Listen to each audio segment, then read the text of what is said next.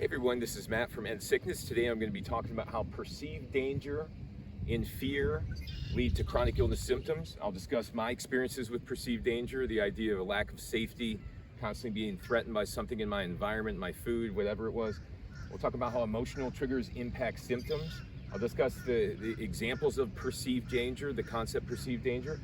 We'll talk about how most of these things are rooted in past experiences, fear, trauma, that are not necessarily true with today in the moment.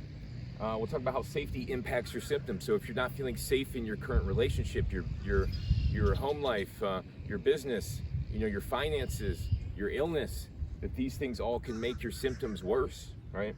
And we'll talk about how to reaffirm safety when you're triggered. So when you are triggered in that moment, to be able to step outside as the observer of the emotional triggering and go ahead and reaffirm safety to make yourself feel comfortable with the moment and not stuck in it, so you don't kind of shove it into the subconscious there. We'll talk about how you have to be indifferent with your symptoms. And we got like 15 crows circling up here, so my apologies. We'll talk about how you have to be indifferent with your symptoms, and when you have them, you can't buy into some storyline. Oh my God, here it is. I'm going to be sick the rest of my life, or oh man, this is here it is again. It's never going to go away, or oh my God, is this pain going to come right when I have something important to do? Whatever it is, And we'll talk about how you finish with faith. Okay, how you finish with faith. So you provide an affirmation that finishes with a faithful statement that overrides that fear and that perceived danger. And you must believe these affirmations. So we'll talk about all that. So straight to the point. First, let me say I'm not a medical physician. This is not for medical advice. This is based on my personal experiences. This is for information and educational purposes only. So my experiences, okay? I went through a lot of different experiences in my life with illness. I battled a chronic illness for over 15 years. I went in and out of that constant fear cycle, never knowing when I was going to get better. It crippled me, It made me unable to really function properly. And, whenever I was reminded of these fears or these realities that I wasn't safe with food, I wasn't safe in my environment, wasn't safe in my relationship, I wasn't safe financially, I wasn't safe with my future, I wasn't safe in all these different areas. I realized these things were just playing into the fatigue and the heavy symptoms and the inability to get over this. So emotional triggers, okay? Let me mention one more thing about my experiences. Then when I got better, my daughter got sick, and she was sick for 5-6 years. Then I really was able to observe how stress impacted my symptoms and how these emotional symptoms and the perception of danger and threat around me, because I was looking at her all day realizing that she was sick and I didn't know what to do about it. I felt threatened at all times, and this would just completely warp my energy, and it was unbelievable. So emotional triggers can cause symptoms. People don't really pay attention to that. They always think about the physical aspect. Oh, it's because I've got this or I've got that condition. No, often the condition, whatever you want to call it, started with emotions that weren't addressed, that were suppressed, that were packed into the subconscious, that you're reminded of.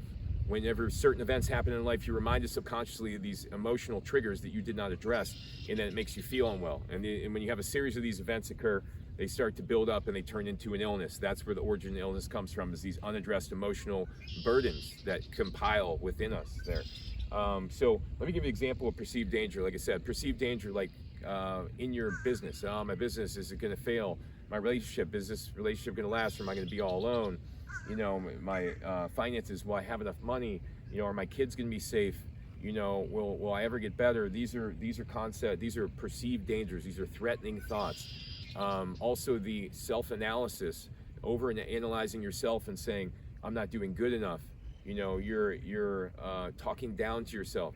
These are all things that are threatening to your brain, in essence. So when you get in a threatened state, your brain goes into a fight or flight state, and when it does, it starts reacting with inflammatory messages all over the body. Wherever the body has the longest history of inflammation is where it's going to flare up, and this is how these emotional triggers impact your physical well-being. So perceived danger is a really big one. We'll go more into it, but these perceived dangers, these thoughts are usually rooted in fear. They're rooted in things that are not provable. They're rooted in past experience. They're rooted in events that we never got over. They're rooted in things that are not guarantees, right? And let me talk about how safety impacts the symptoms. So I had one client, for example, that was, bedridden after minimal activity, reacting to all kinds of different foods, unable to live life, really just constantly observing threats around them. Once they embraced this concept, they went from A to Z without any supplements. They went from feeling like there was no hope, feeling like there was all this up against them, to reaffirming that everything was going well, knowing that they're going to get better, knowing that this is just their brain tricking them based upon their past conditioning and past history and past trauma. I mean, it made such a difference in their health. It was dramatic, right? And I do want to say that safety dramatically impacts your health. If you don't feel safe, you're not going to be able to get out of the fight or flight response, and then you won't be able to get into that healing state. So reaffirming safety when triggered. So when you're triggered, you have to reaffirm that everything's okay, that this is just something that is reminding you of some past experience you had, that it does not mean it's true right now, that everything is okay in the present moment. I could give you plenty of examples, but just one, for example, your symptoms pop up, your symptoms flare up. Rather than saying, oh my God, here it is again, it's never gonna go away, saying, okay, here it is, I know I'm getting better, this is gonna get better soon, these symptoms gonna get better, I know I'm getting better very soon, everything's gonna be okay, right? Something very simple, where you're just the other direction, where you're able to affirm safety in that situation rather than buy into the fear and let it spiderweb into some dominant conversation inside your mind that turns into physical symptoms. So you have to be indifferent with these symptoms. You have to be able to have symptoms, for example, and you have that back pain, or you have that cough, or whatever it is, and you got to remember, okay, listen, I'm seeking all the information I can about this thing. I'm going to get to the root cause of this. I am getting better. This is not, everything is going to get better. It'll be okay. It's the same idea. Now, if I would obviously investigate what's causing this thing, and I would make changes, whether it's in our diet, whether it's in our environment, whether it's in our lifestyle or stress behaviors. But we can't be paralyzed by the symptoms and feed into some story where we don't have control and things are working against us. That's the main point.